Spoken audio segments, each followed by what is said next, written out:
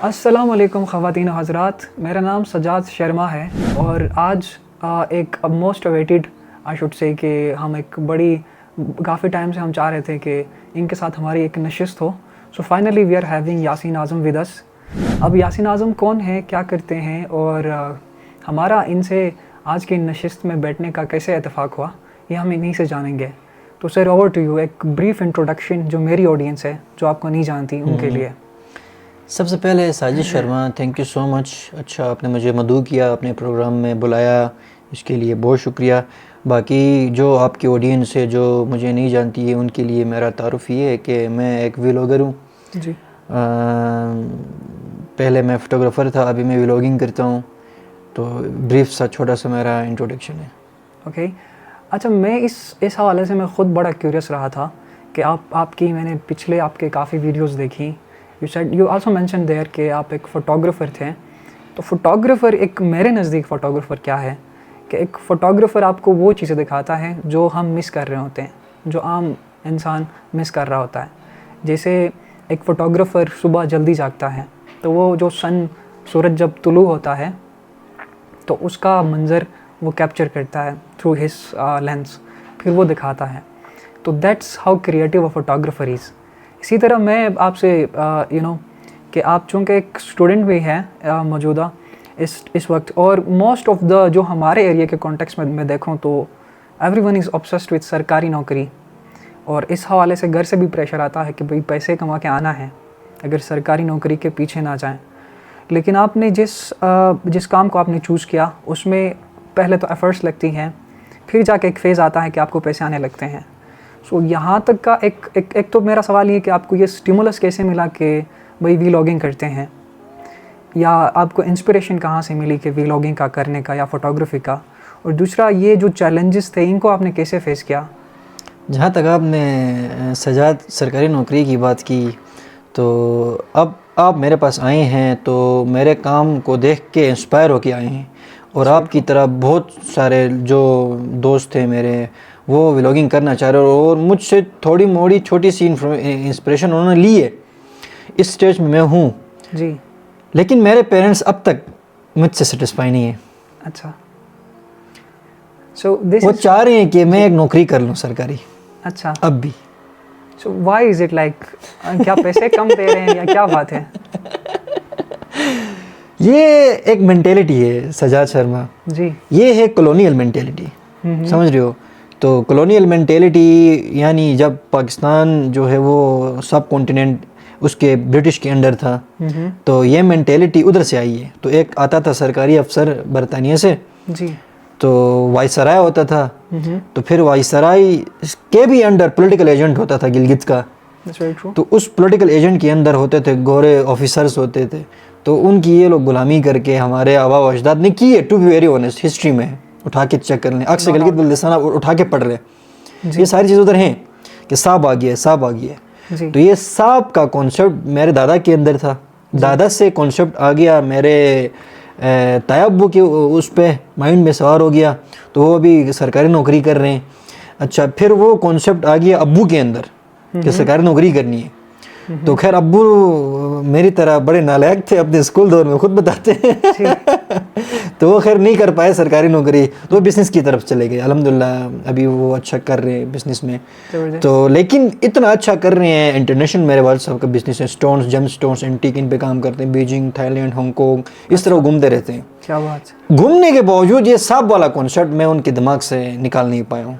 अच्छा। लिटरली अब भी वो खुद ये चाहते हैं कि अब बेटा मेरा जो है ना कुछ करके ना कुछ 6-7 स्किल की ना कोई नौकरी कर ले मेरा बेटा।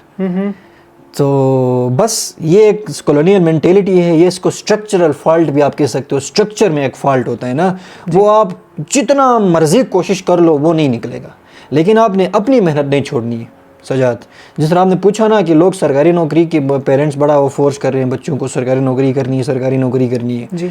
तो मैं उनको ये कहूँगा कि कोई भी आपको प्रेशर करे, पेरेंट्स की तरफ से प्रेशर हो, सोसाइटी की तरफ से प्रेशर हो, ये सोसाइटी और पेरेंट्स स्पेशली आपके घर वाले तब खुश होंगे जब आप कोई ना 1-2 स्किल की नौकरी कर लोगे।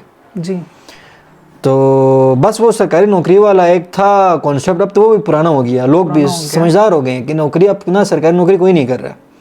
जिन्होंने नौकरी की आप जाके उनसे पूछें, मेरे बड़े अच्छे दोस्त हैं, बड़े अच्छे पोस्टों पे बैठे हुए हैं, वो कहते हैं कि हम यार बस ये कुएं का मेंढक बन गए हैं, एक्सपोजर है, सारी चीज़ें हैं, गाड़ियां हैं, शाड़ियां हैं, सब कुछ है, लेकिन द इशू इस आप ना एक कुएं के मेंढक बन गए हो। वो कुएं का मेंढक पैदा किधर हुआ है? उसी कुएं के अंदर, उसके पर तो नहीं है ना वो बाहर निकलेगा। उसने जवानी किधर गुजारनी है उस कुएं के मेंढक ने? कुएं के अंदर। अच्छा, मरना किधर है? उसी के अंदर। तो वो कह रहे कि हम कुएं के मेंढक बन गए। तो आप अगर कोई बिजनेस करते हैं, कोई क्रिएटिव ऐसा काम करते हैं, यार आजकल तो दुनिया ग्लोबल विलेज बन गई है, ये आपका एक लैपटॉप, उसी के अंदर आप बिजनेस भी करते हो, पैसे भी कमाते हो। So they have a limited world view, right? Limited world view, exactly ऐसा ही है, ऐसा ही है। अच्छा, मैं इस हवाले से, जो जैसे आपने इतने मुश्किलात के बावजूद यू नो आपने एक स्टार्ट ले लिया, तो आपकी अगेन कंटेंट क्रिएटर्स में कोई इंस्पिरेशन रहा हो that you took inspiration and started making videos?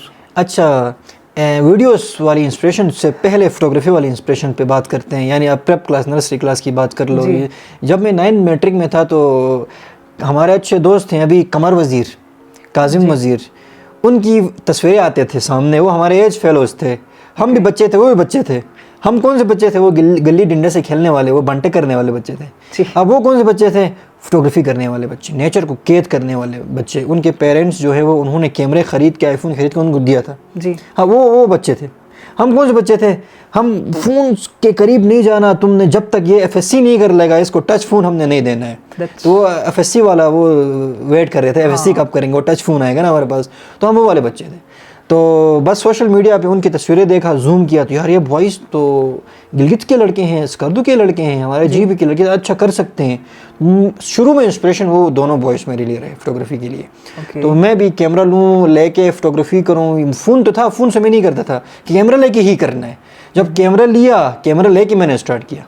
अच्छा, तो वो इंस्पिरेशन थे फोटोग्राफी के लिए। अच्छा, वीडियोस के लिए आपका क्वेश्चन कि कौन इंस्पिरेशन था, तो वीडियोस के लिए मेरा इंटरनेशनल कुछ व्लॉगर्स है वो मेरे इंस्पिरेशन रहे हैं। सैम कोल्डर, शुरू में इंस्पिरेशन मेरा सैम कोल्डर था। बड़े अच्छे यूट्यूबर हैं, ट्रेवलर हैं, ट्रेवल करते हैं, फोटोग्राफर हैं, तो वो मेरे लिए इंस्पिरेशन था। बड़ा अच्छा वो ट्रेवल करते हैं, जिस अंदाज से वो ड्रोन उड़ाते हैं, मज़ा आता है एक वो व्लॉगिंग में। अच्छा, सेकंडली ये जो सीरीज़ मैंने स्टार्ट की है 30 आयरन लेडीज़, तो इसमें मेरा इंस्पिरेशन ये थोड़ा सा डिफरेंट नीश का है। तो है नास डेली। नास मीन्स इंसान, अच्छा डेली मीन्स डेली वो एक वीडियो डालता है। तो उनकी बहुत बड़ी कंपनी है, he is from Palestine. Currently वो हैं दुबई में, उनकी पूरी कंपनी इस्टेब्लिश्ड है, तो वो बड़ा बेहतरीन कर रहे हैं। वो दोनों मेरे इंस्पिरेशन। अभी हिडन आयरन लेडीज़ और 30 स्टील मैन का इंस्पिरेशन भी मैंने वो नास डेली से ही लिया हुआ है। तो ये मेरे लिए इंस्पिरेशन थे, ये दोनों व्लॉगर्स। बहुत ही इंसाइटफुल। अच्छा, इसमें एक और चीज़ मैं पूछना चाह रहा हूँ कि जैसे गिलगित के कॉन्टेक्स्ट में अगर हम बात करें या ओवर इन जनरल पूरी दुनिया की बात करें, तो हमारी जो कॉमन एक साइकी ये है कि मुस्बत चीज़ों को बहुत कम देखते हैं। मैंने देखा है, जैसे पाकिस्तान के ही बहुत अच्छे आपको कंटेंट क्रिएटर्स आपको मिलेंगे, उनके सब्सक्रिप्शंस अल्दो के मिलियंस में हैं, लेकिन व्यूज़ देखेंगे 1 लाख के बीच में अराउंड, फिर आगे नहीं जाती। जबकि डक्की बाई को देखो, करीम नाती को देखो, गालियाँ ही गालियाँ हैं, व्यूज़ देखो तो मिलियंस में, कुछ ही मिनटों में मिलियंस में जाती हैं। तो यहाँ आपको क्या, आपके नज़दीक आपका क्या कमेंट है कि हमारी ऑडियंस जो है ना वो नेगेटिव कंटेंट की तरफ ज़्यादा जाती है और जो मुस्बत जो भी कंटेंट आता है उस पर बहुत कम लोग देखते हैं। So what's the issue that you see? Sajjad, जहाँ तक मेरा नॉलेज है, मेरा पर्सपेक्टिव है, ये एक बबल है, ये कब तक रहेगा? आप टिकटॉक की मिसाल ले लें। टिकटॉक में पहले सिर्फ नाचने और गाने वाले जाते थे। देखो, नाचना गाना is not a bad thing, it's a good thing, लेकिन उधर लोग बस लिप सिंग करके वो गानों पे खुद ही नाचते थे। अच्छा, अजीब गरीब सा वो डांस ला रहे हैं, तो वो समझते थे टिकटॉकर एक गाली बन गई थी, ये टिकटॉकर है यार, छोड़ इसको। समझो अभी क्या है, अभी अच्छे अच्छे व्लॉगर्स, अच्छे अच्छे लोग, अच्छे अच्छे इंस्टाग्रामर्स, अच्छे अच्छे पॉलिटिशियंस टिकटॉक में जी। तो जो फजूल कंटेंट ला रहे थे, जो ठुमके लगा रहे थे, वो उनका थोड़ा सा ना पीछे स्लो हो गया काम। क्यों? टैलेंट आ गया ना, टैलेंट आ गया। इधर भी इस तरह, यूट्यूब में भी इस तरह। ये देखो, अब ये डक्की भाई लोगों ने बहुत मेहनत की है शुरू में ना, इन्होंने अब जिस तरह की है, इनकी नीश पता है गालियों वाली है, तो अब ये आ गए हैं, अब ये गालियाँ नहीं, ये नाते भी पढ़ेंगे तो भी ये वायरल होंगे, अगर अच्छा कंटेंट लाएंगे तो भी ये वायरल होंगे। बिल्कुल। समझ रहे हैं, इनकी नीश जो है ना, इनकी पर्सनल लाइफ इनकी नीश है। तो अब इफ़ यू कंपेयर डक्की भाई और carry मनाटी with international vloggers, for example आप उस मिस्टर बीस्ट की बात करें, जी। यार टैलेंट जा के उठता है। समझते हैं ना, डक्की भाई कोई हमने उसको ना एक बड़ा बहुत यूट्यूब का बाप बनाया हुआ है, जी। ऐसा बिल्कुल भी नहीं है। केरे मनाटी को हमने यूट्यूब का बाप बनाया हुआ। चलो केरे मनाटी तो फिर भी ट्रेवल करके दुनिया दिखाता है, डक्की भाई बेचारा बस वो एक फ्रंट कैमरे से स्टार्ट होती है, फ्रंट कैमरे में ख़त्म होती है। समझ रहे हैं ना। तो ऐसा नहीं है, इससे बड़े बड़े व्लॉगर्स भी बैठे हुए हैं। उसको देखें आप, मिस्टर बीस्ट को देखें। देखा आपने मिस्टर बीस्ट को? I have heard about him, लाजमी देखें। यूट्यूब अपनी पॉलिसी मिस्टर बीस्ट से पूछ के बनाता है। अच्छा, पूछ के बनाता है अपनी पॉलिसी। नया फीचर देगा मिस्टर बीस्ट के यूट्यूब पे आएगा वो पहले। अच्छा। अब आप कैप्शंस में जाके उर्दू मेंशन करेंगे तो अब मिस्टर बीस्ट उर्दू में बोलेगा।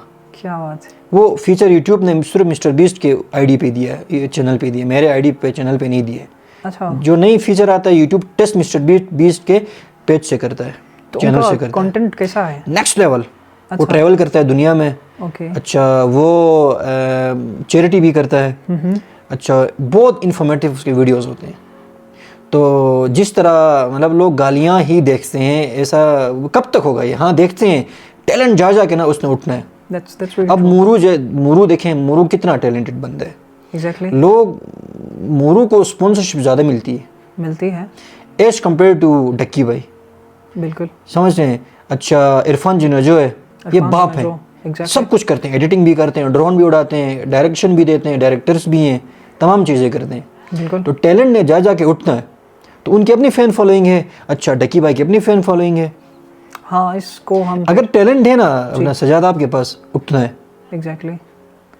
अच्छा, इसके हवाले से मैं जैसे यू टॉक ऑफ मोरो मेरे पर्सनल इंस्पिरेशन रहा है, और आपके कंटेंट को भी मैंने काफ़ी हद तक मोरो के कंटेंट से जो है ना सिमिलर मैंने पाया। तो मैंने जहाँ तक मोरो को देखा है, या इरफान जुनेजो या दूसरे जो अच्छे कंटेंट क्रिएटर्स हैं, उनकी जब मैं देखता हूँ कि किताबों के साथ या अदबी लगाव उनका ज़्यादा रहता है। मतलब वो जो भी बात करते हैं, कोई इंसाइटफुल चीज़ शेयर करते हैं, कोई इंसाइटफुल बात करते हैं, तो स्टडी उनका ज़्यादा वास्ट है। सो आपके नज़दीक एक अच्छे कंटेंट क्रिएटर बनने के लिए क्या किताबों का मुतालिया करना ज़्यादा अहमियत रखता है, या भाई मोबाइल उठाया कंटेंट क्रिएटर बन गए? सो आपके नज़दीक क्या है? पहला वाला, किताबों वाला। Good readers are good speakers. Good readers are good leaders. Good listeners are good speakers. That's very true. Okay. देखो आप यूट्यूब, अभी आप कुछ कैमरे के सामने कुछ बोल रहे हैं तो इसका मतलब आप कुछ किसी को लीड कर रहे हैं, किसी को मोटिवेट कर रहे हैं, किसी को गाइड कर रहे हैं, तो उसमें आप लीडर है जी।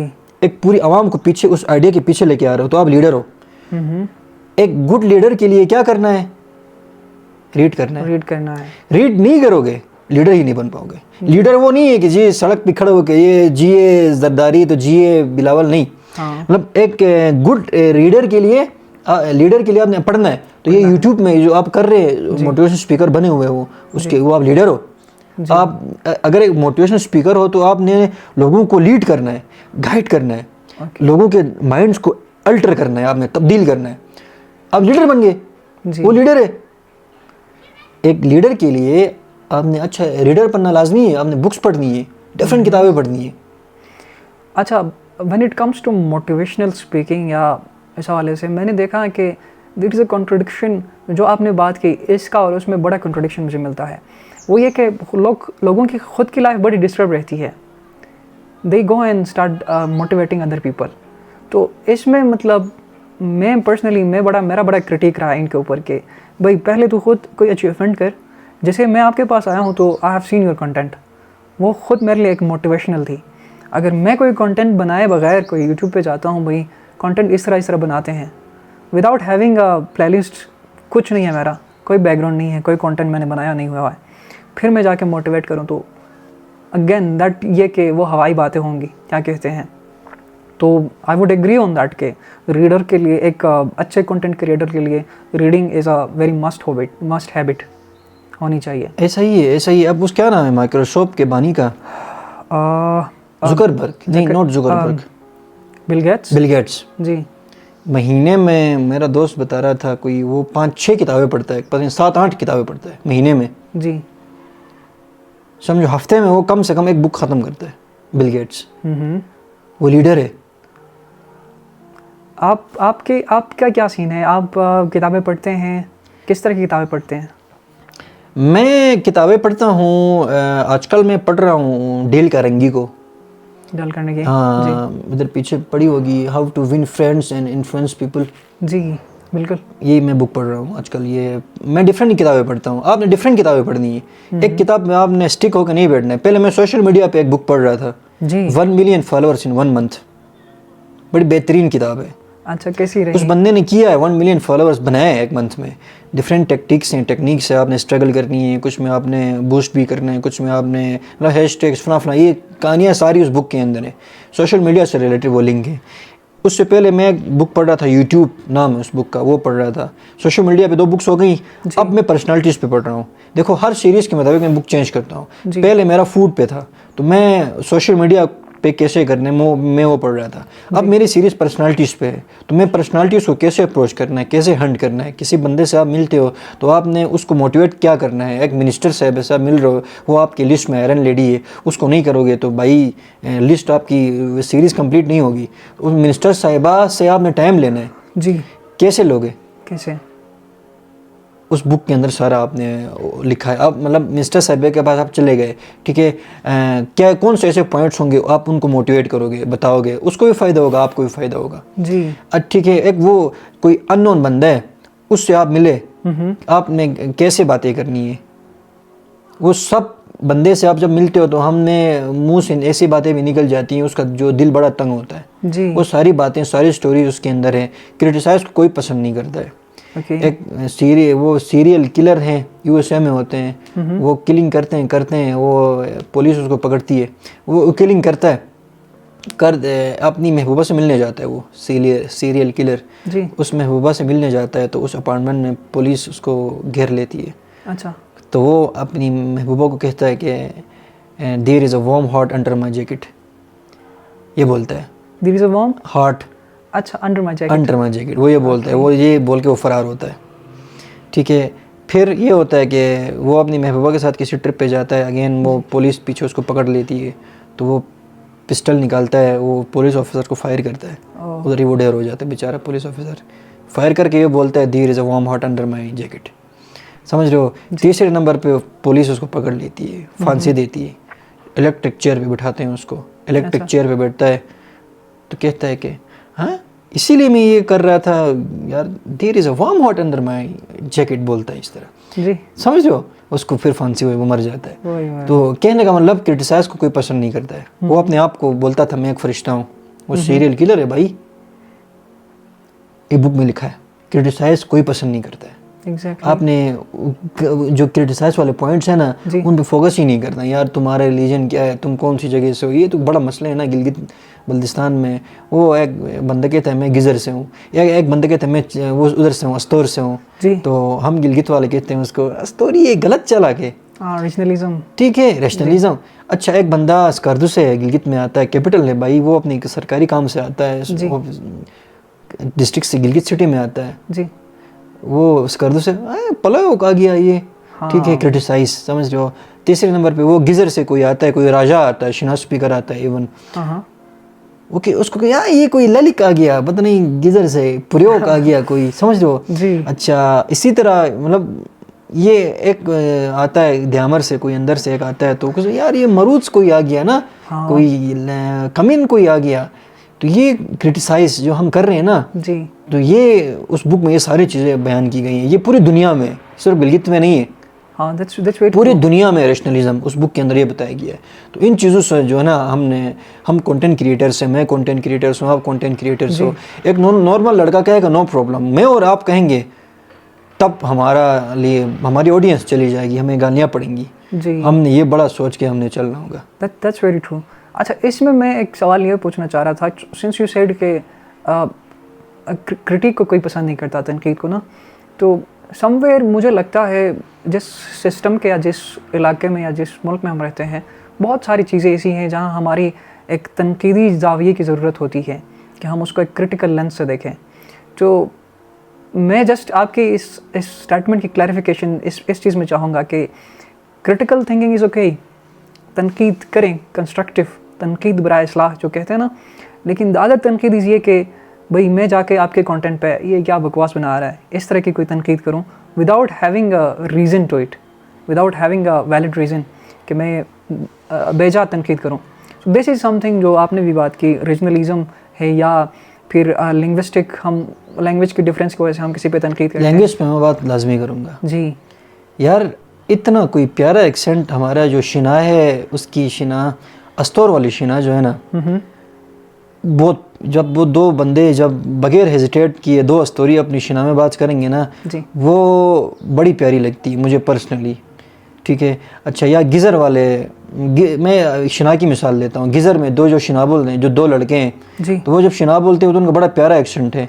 हम गिलगित वाले उस पर मजाक करते हैं कि वो फ़लाँ उसकी शिना इस टाइप की है, तो एक ये भी बड़ा लंजा है शिना वाला एक्सेंट में जो क्रिटिसाइज़ करते हैं ये वाला। That's very true. अच्छा, इसके अलावा मैं आपसे ये जानना चाह रहा था कि जैसे आपने किताबों के मुताले की बात की कि किताबें जब आप पढ़ते हो तो एक आपका देखने का ज़ाविया तवील या वाइड हो जाता है, आप देखते हो, फिर you get to know things. इसी तरह मैं आपसे ये जानना चाह रहा हूँ कि लोगों से जो हम मिलते हैं, जैसे आपने मुझे बिफोर दिस रिकॉर्डिंग आपने बात की कि नए लोगों से मिलना चाहिए। सो मीटिंग न्यू पीपल या लोगों से मिलना किस तरह से एक कंटेंट क्रिएटर या एक आम इंसान की ज़िंदगी को बेहतर बनाती है कि आप नए लोगों से मिलते हो, तो हाउ डज़ इट हेल्प? आपसे मिल के हम कुछ बदल से गए, शेर पढ़ने लगे, गुनगुनाने लगे। वाह, एक मुसव्विर से भी हो गई दोस्ती, शेर पढ़ने लगे, गुनगुनाने लगे, समझ रहे हो? जी तो यार, मैं जो बुक्स की आपने बात की है ना, जी। मैं बुक्स नहीं पढ़ता था पहले। अच्छा तो मेरे एक दोस्त हैं इंजीनियर गुल, जी तो उनसे मैं मिला, तो उसने कहा कि बुक्स पढ़ना है यासीन तुमने। तो ये बुक भी उन्होंने गिफ्ट की है मुझे। अच्छा, तो मैं बुक्स, तब से मैंने स्टार्ट किया है बुक्स पढ़ना। ज़बरदस्त। देखो, उस बंदे से मैं नहीं मिलता तो मैं बुक्स नहीं पढ़ता, एक। अच्छा, सेकंडली, नया जो बंदा है, पहले भी मैंने अपने एक वीडियो में बताया कि जब कोई भी नया बंदा, कोई भी अजनबी बंदा आपसे मिलने के लिए टाइम मांगता है तो उसको मिलने से मना ना करे। क्या पता वो नया बंदा आपके लिए कुछ लेके आया हो, कोई अपॉर्चुनिटी लेके आया हो, आपके लिए कोई वसीला बन के आया हो, उसके अंदर कोई ऐसा टैलेंट हो जो आप उसको एक्सप्लोर करते, आपके लिए वो आया हो, अल्लाह ने खुद भेजा हो आपके पास उस बंदे को। जब आप अपना फ़ोन बंद करेंगे, जब उसकी कॉल अटेंड नहीं करेंगे, अच्छा, जब उसको घर नहीं बुलाएंगे, तो शायद वो अपॉर्चुनिटी चली जाती। तो मैं जितने भी ये देखने वाले हैं, सुनने वाले हैं, बड़े बड़े लोग होंगे, मिनिस्टर्स होंगे, सिंगर्स होंगे, सेलिब्रिटीज़ होंगे, अच्छा, इवन नॉर्मल बंदे भी होंगे, आप सब से अगर कोई भी, मेरा ये कॉन्सेप्ट है, अजनबी बंदा आपको मैसेज करता है, रिप्लाई करें, मिलने के लिए आता है, बुलाएं। जी, ये है मेरा कॉन्सेप्ट। यह जनरोसिटी आई शुड से ना, ये आपकी फयाजी है कि आप लोगों को वक्त देते हैं, आप उनके साथ बैठते हैं, स्पेशली आज के इस दौर में जब हर बंदा एक मेंटल स्ट्रेस से गो थ्रू हो रहा होता है। पहले एक टाइम हुआ करता था जब बेटा ग्रेजुएट होता था यूनिवर्सिटी से या कॉलेज से, तब जाके पेरेंट्स डिमांड करते थे कि भाई अब कोई नौकरी कर ले, पैसे चाहिए। अब वक्त ऐसा तब्दील हुआ है कि मैं खुद एक्सपीरियंस कर रहा हूँ कि बच्चे कॉलेज में पढ़ रहे हैं, भाई दूसरे का बेटा कमा रहा है, तुम क्या कर रहे हो, फ्रीलांसिंग करो, ये करो। सो स्किल सेट डेवलप जो करनी है उस पे मतलब हमारे पेरेंट्स आई शुड से कि इतने लिटरेट इनफ नहीं है कि वो अपने बच्चों को कोई स्किल सेट डेवलप कराए, उस पे काम करें। लेकिन पैसों के मामले में आता है तो दे गो एंड पैसे डिमांड करते हैं, तो एक मेंटल स्ट्रेस से गो थ्रू हो रहा होता है बच्चे। सजाद, जिस तरह आपने बात की ना जी कि पेरेंट्स कहते हैं कि फ़लाँ का बच्चा इतना कमा रहा है, आप क्यों नहीं कमा रहे हो, तो ये मैं और सजाद एक मिडिल क्लास बॉय को रिप्रेजेंट कर रहे हैं। आप अगर ये वीडियो देखते हैं तो अपने फादर को टेक करें, अपनी मदर को टेक करें, अपने भाई को टेक करें। अब्बू, आपने तो मुझसे बहुत दफ़ा कहा है कि बेटा तुम कुछ कमाओ, फ़लाँ का बच्चा कमा रहा है, अम्मी आपने भी मुझसे बहुत दफ़ा कहा कि फ़लाँ का बेटा ऑफिसर बन गया है, कुछ कमा रहा है, तुम कुछ क्यों नहीं करते हो। अब्बू आगे से मैंने आपको कुछ नहीं बोला, मैंने बस सर हिलाया। अब्बू क्या आपको मैंने ये कहा है कि फ़लाँ का अब्बू कितना अच्छा है, फ़लाँ का अब्बू तो बड़ा बिजनेसमैन है, फ़लाँ का अब्बू देखें ना, मेरे दोस्त का अब्बू जर्नल है, आप क्यों नहीं हैं अब्बू जर्नल। फ़लाँ का अब्बू देखें डीएसपी बन गया है, आप क्यों नहीं हैं। शायद किसी बेटे ने यह बात नहीं कही होगी, शायद किसी बेटी ने अपनी माँ से ये बात नहीं कही होगी कि देखें ना अम्मा, फ़लाँ की अम्मी तो टीचर हैं, फ़लाँ की अम्मी तो प्रिंसिपल हैं, फ़लाँ की अम्मी तो डॉक्टर है, आप क्यों नहीं हैं। टैग करें अपने पेरेंट्स को इस वीडियो को। पेरेंट्स ने बहुत दफ़ा कहा है अपने बच्चों से कि आप उस तरह बने, उसकी जैसे बने, लेकिन कोई बेटा नहीं होगा, कोई बेटी नहीं होगी जिसने अपने पेरेंट्स को कंपेयर कराया होगा दूसरे पेरेंट्स के साथ। जी, ये very you talked a very insightful thing कि ये हमारे जो कंपेयर करने वाली एक चीज़ है हमारे सोसाइटी में, ये एक बहुत ही it's a very bad habit कि आप अपने बच्चे को किसी और के साथ कंपेयर करते हैं एंड देन वो एक मेंटल डिस्टर्बेंस या एक मेंटल स्ट्रेस दे रहा होता है उसको। तो आज की इस गहमा गहमी में आप किसी को वक्त देते हैं, किसी के साथ बैठते हैं, उसके उसकी कोई दर्द भरी कोई कहानी सुनते हैं, तो वो एक उसके लिए एक बहुत बड़ी बात होती है। तो अपनी सोशलाइजिंग जो सर्कल है उसे हमें बड़ा करना चाहिए। अच्छा, इसके अलावा यासीन साहब, चूँकि हमारे इस वक्त जीबी में we are going through winters, तो मैंने आपकी कोई पिछली एक वीडियो भी देखी थी कि विंटर्स में डिप्रेशन का या विंटर्स में मेंटल स्ट्रेस का जो लेवल होता है वो काफ़ी ज़्यादा होता है। तो आपके नज़दीक ऐसा क्या, what are the reasons, what do you think. इससे पहले विंटर वाले टॉपिक पे बात करने से पहले ये जो पेरेंट्स को हमने कंपेयर कराया है उस पे मैं एक बात करना चाहता हूँ कि अगेन हम अपनी कहानी तो बता ही रहे हैं, लेकिन उसके साथ एक मिडिल क्लास बॉय की कहानी भी हम बता रहे हैं। तो देखें पेरेंट्स, डियर पेरेंट्स, मैं माइक इधर लगा लेता हूँ ताकि आवाज़ अच्छी तरह आ जाएगा आप लोगों को। Okay, sorry. Dear parents, priorities depend करती हैं। आपका वक्त और था, आपका दौर और था, ये ज़माना कोई और है। आपके दौर में आपकी प्रायोरिटीज़ थी, हमने कोई बच्चे पैदा करने, 6 बच्चे, 8 बच्चे, दर्जन बच्चे भी हैं आप लोगों के। अब ये दौर और है। आपके दौर में सोशल मीडिया नहीं था, आपने अपनी मोबाइल में बुर्ज खलीफा को नहीं देखा था, आपने अपनी मोबाइल में लंदन आई को नहीं देखा था, आपने अपने मोबाइल में Golden Gate Bridge San Francisco को नहीं देखा था। हमने देखा है, हमारा दिल करता है कि हम उधर चले जाएं। आपकी प्रायोरिटी ये थी कि आपने घर बनाना था। पेरेंट्स, आपने बना लिया घर, हमने नहीं बनाना है। पेरेंट्स, आपकी प्रायोरिटी ये थी, आपने गाड़ी लेनी है, आपने ले ली है, 2-3 गाड़ियाँ घर में पड़ी हैं, हमने नहीं लेना है। हमने नई गाड़ी लेनी ही नहीं है, जब ज़रूरत पड़ेगी हम वो उठा के लेके जाएंगे। पेरेंट्स, प्रायोरिटीज़ डिपेंड करती हैं। हम मिडिल क्लास बॉयज़ हैं इस दौर के, हमने निकलना है इधर से, हमने ट्रैवल करना है, हमने दुनिया देखनी है, हमने बुर्ज खलीफा का वो 150 वाला फ्लोर है ऊपर जाना है, ऊपर से व्यू देखना है। हमने उधर जाके हमने एक टिकटॉक बनाना है, उधर जाके हमने एक, मैं और किसी दूसरे लड़के ने, एक मिडिल क्लास लड़के ने एक पॉडकास्ट शूट करना है, हमने एक्सपोजर ले आना है। डियर पेरेंट्स, हमें प्रेशर ना करें। हमने आपको कंपेयर नहीं किया है, आपने हमें कंपेयर नहीं करना है। प्लीज़ अपने बच्चों को जीने दें। देखें ना कितने बच्चों ने ख़ुदकुशियाँ की आपकी इस प्रेशर की वजह से।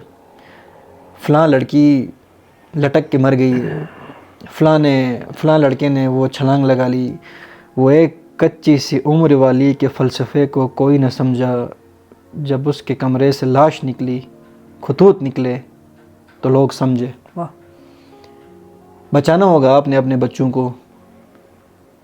ख़ुदकुशी से बचाना होगा। हमारा आधा गीज़र तबाह हो गया। पाकिस्तान में आप सर्वे करा के देखें, सर्वे उठा के स्टडी करें, सबसे ज़्यादा ख़ुदकुशियाँ गीज़र में होती है। इसी कंपैरिजन की वजह से हमारे जीबी के 10 एक इस गुलदस्ते में 10 फूल हैं, हमारे गुलदस्ते में 10 डिस्ट्रिक्ट्स हैं, 10 फूल है।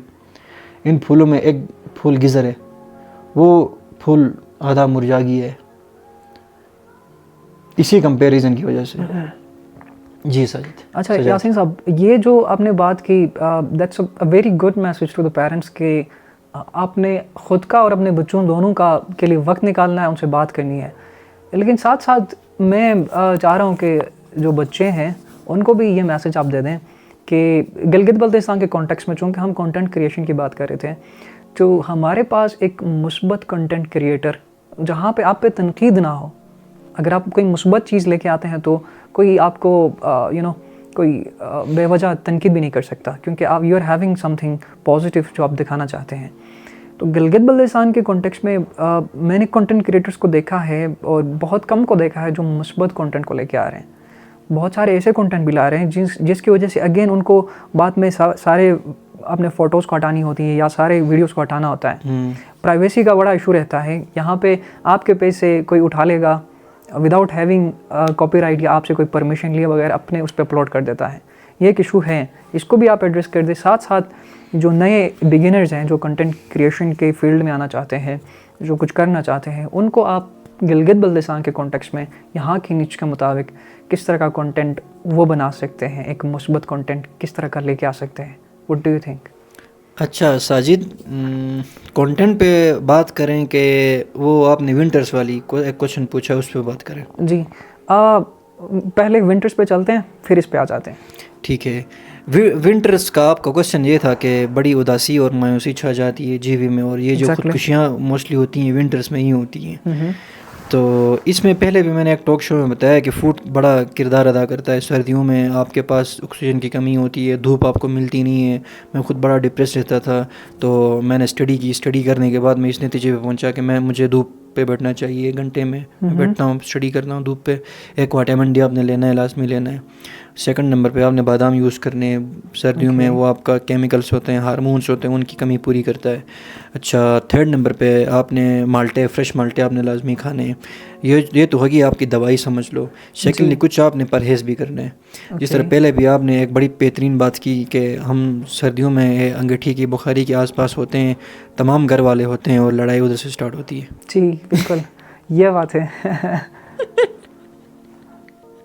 जी, दिस इज अ थिंग।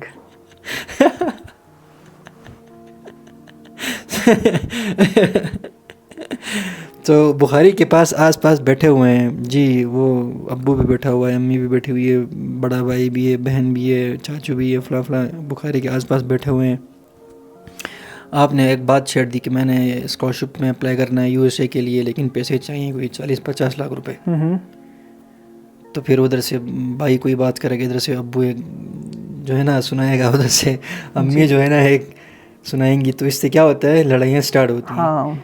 तो एक तो ये आपने बड़ी बेहतरीन बात की कि ना उस बुखारी के आसपास वो धुआं भी बड़ा होता है, ऑक्सीजन की बड़ी कमी होती है, अंधेरा होता है, लाइट भी नहीं होती है। और जब अंधेरा होता है तो उदासी तो वैसे भी होती है। गिलगित में अंधेरा ही ना, क्या है, लाइट है गिलगित में नहीं है। ठीक है। अच्छा, सेकंड नंबर पे जो है ना वो कार्बन डाइऑक्साइड, जब ज़्यादा लोग एक जगह में इकट्ठे होते हैं तो क्या होता है, कार्बन डाइऑक्साइड की वो होती है, ज़्यादा होता है, ऑक्सीजन कमी होती है। तो फिर वो हमारा माइंड जो है ना काम करना बंद हो जाता है, फिर लड़ाई उसी बुखारी के आसपास स्टार्ट होती है।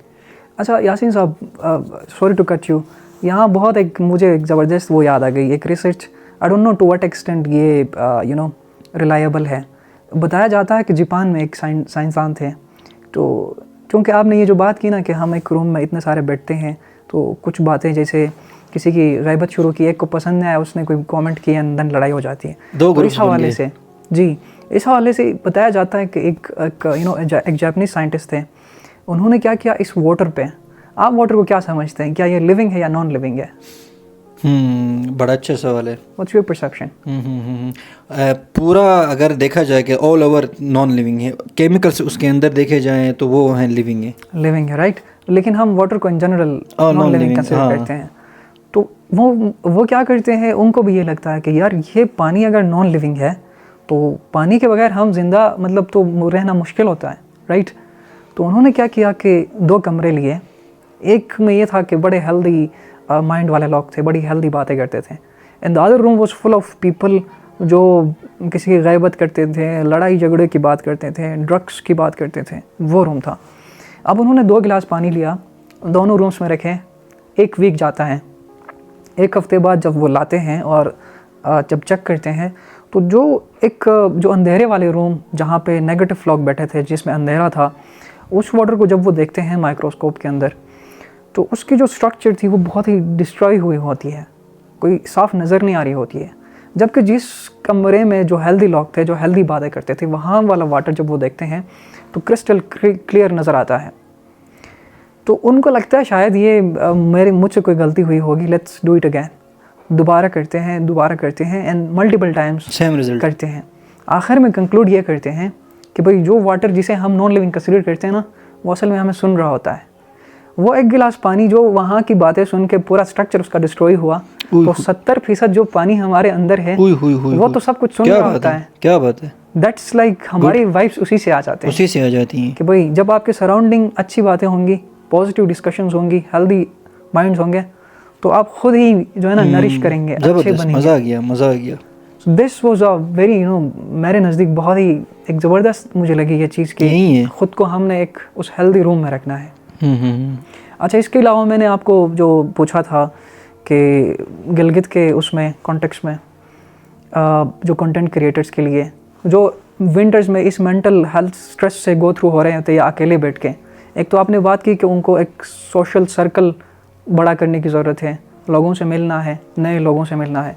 तो इसके अलावा आप चूँकि गिलगित से एक फ्रॉम 0 to 1 में आप आ गए हैं, आपकी कंटेंट बिल्कुल ओरिजिनल है और नया है गिलगित के निच में, तो इस तरह का कंटेंट जहाँ से इन बच्चों को जो घर में बैठ के, रूम में बैठ के ख़ुद को कैद करके एक मेंटल स्ट्रेस से गो थ्रू हो रहे होते हैं, उनको एक डायरेक्शन आप किस तरह का देंगे कि भाई इधर इस फील्ड में आ जाए, कंटेंट क्रिएट करो, हेल्दी लोगों से मिलोगे। जैसे आपने बताया कि रास्ते खुल जाते हैं आपके लिए जब आप एक अच्छा इक़दाम करते हैं, अच्छा कंटेंट लेके आ जाते हैं। देखो सजाद शर्मा, हमारे जितने भी लड़के हैं, मैंने उनसे पर्सनली पूछा भी है, वो कंटेंट इसलिए बना रहे हैं कि वो जा के कोई प्रोडक्ट सेल कर लें। उनका अल्टीमेट गोल पैसा कमाना है, हर बंदे का होना भी चाहिए, पैसा कमाना मकसद यही होना भी यही चाहिए, हमारा भी यही है, मेरा भी यही है जी। अल्टीमेट गोल मैं कुछ कर लूँगा, सब्सक्राइबर्स आ जाएंगे, डॉलर आ जाएगा, स्पॉन्सर्स मिलेंगे, पैसे कमाऊंगा, तो ट्रैवल करूँगा, तो आईफोन 13 से 14 तक जाऊँगा, फिर 15 खरीदूँगा, समझ रहे हो। अल्टीमेट गोल सबका यही है, मेरा भी यही है, इनका भी यही है, लेकिन इनकी डायरेक्शन थोड़ी सी उस तरफ नहीं है, स्ट्रेट डायरेक्शन नहीं है। अब ये कुछ एक लड़का है, वो बस वो यही डांस वाले लिप सिंकिंग करता है, वो कहता है कि मैं आगे जाके कोई प्रोडक्ट बेचूंगा, इस तरह नहीं होता है। आपने प्रॉपर स्टोरी टेलिंग में आना होगा, मैसेज डिलीवर करना होगा। एक लड़का है, उसके 1 मिलियन फॉलोअर्स है, बस नाचता है, वो बात नहीं कर पाता है कैमरे के सामने। आपके शायद 1000-2000 होंगे, लेकिन आप बहुत अच्छा बोलते हो, तो आप अच्छा बेचोगे उससे, अपना प्रोडक्ट सही सेल करोगे एज़ कम्पेयर टू हिम। क्यों वो बोलता ही नहीं है, बस वो नाचता है, तो क्या होगा उसका, मुझे बताएं। एक तो ये। अच्छा, सेकंड नंबर पे ये है कि एक दुनिया थोड़ी सी तब्दील हो गई है, ब्रांडिंग भी थोड़ी सी तब्दील हो गई है, ब्रांडिंग व्लॉगिंग टाइप की बन गई है, व्लॉगर्स जो है ना ब्रांड्स बन गई है। ये फिल्में भी तब्दील हो गई हैं, पहले फिल्में में हीरो आते थे ना, अब पाकिस्तानी फिल्मों में पाकिस्तानी हीरो आते थे, तो मैं मिसाल दूंगा, आजकल की फिल्मों में व्लॉगर्स आते हैं। हाँ, सेलिब्रिटीज़ चेंज हो गई हैं, सेलिब्रिटी चेंज हो गई भाई, एग्जैक्टली। अब कल मैं रात को एक शॉर्ट फिल्म देख रहा था, वो है हीरो मोरू हीरो बन गए, मारो हीरो, मुझे बहुत मज़ा आ गया जी। अच्छा, सेकंड हीरो कौन है, वो भी एक व्लॉगर है जी। अच्छा, थर्ड व्लॉगर कौन है, हीरो कौन है उसमें, विलन कौन है, वो विलन भी एक व्लॉगर है। अच्छा, 2 खवातीन हैं, वो दोनों खवातीन व्लॉगर्स हैं जी, शॉर्ट फिल्म में। कंटेंट क्रिएशन ने दुनिया तब्दील करके रख दी है, फिल्मों में व्लॉगर्स आ गए, व्लॉगर यानी कंटेंट क्रिएटर, और वही इन्फ्लुएंसर्स हैं, एक। अच्छा, ब्रांडिंग भी तब्दील हो गई है, ब्रांडिंग। अब ये जो द नॉर्थ फेस ने कुछ बेचना होगा ना, ये व्लॉगर को बुलाएगा जी, ये लो 10 मेरे ये आ गए कोड, तुम्हें 2-3 लाख रुपए तुम्हारे अकाउंट में आ गए, तुम्हें तारीफ़ें करनी है, और आपको भी स्पॉन्सर्स मिलते हैं अभी। जी अल्हम्दुलिल्लाह, छोटे मोटे हमारी लेवल के मुताबिक छोटे मोटे स्पॉन्सर्स मिले हैं मुझे। क्योंकि आप भी एक you have an audience to influence. ऐसा ही है, देखें इन्फ्लुएंसर छोटा हो बड़ा हो, इन्फ्लुएंसर इन्फ्लुएंसर है भाई।